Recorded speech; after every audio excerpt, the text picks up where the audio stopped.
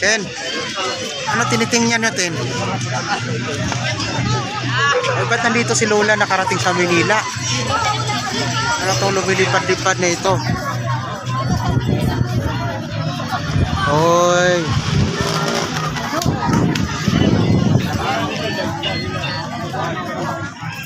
Ano ba to? Hello mga kaibigan, hindi na pala diplomat ang number 1 na kakatakutan ngayon dito sa ating bansa, kundi ito na pala.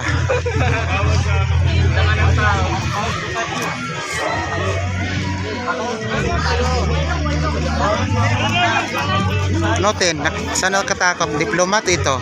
Dito po. Dito?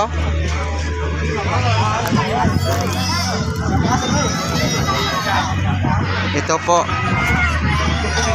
Sa mga oras na ito ay nandito si Lola na manananggal, napadpad sa Maynila.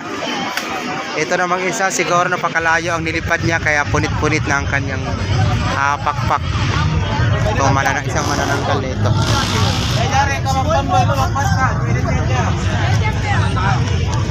Ano ta nakita mo? Ano yan? Ano yan? Aswang? Gabi ang mga putan. Ano ang tinitingnan nyo? Bakit na nila lang? Ha? Nakatakot na nila lang. Mas nakakatakot pa ito kaysa diplomat na napuntahan natin nung isang araw, no?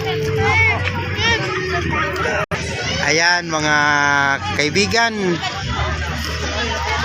ay hindi na tayo pupunta ng malalayong lugar upang humanap ng katatakutan. Nandito na ako sa Luneta. Ito yung isang manananggal. Siguro sobrang layo ang nilipad nito kasi ang kanyang pakpak punit na at parang mukhang pagod na pagod sa kalilipad. Parang galing pa yata ito sa probinsya namin. Ito yung isa naman, ewan ko, hindi ko makilala ang kanyang mukha pero familiar to. Parang kapitbahay naming aswang to.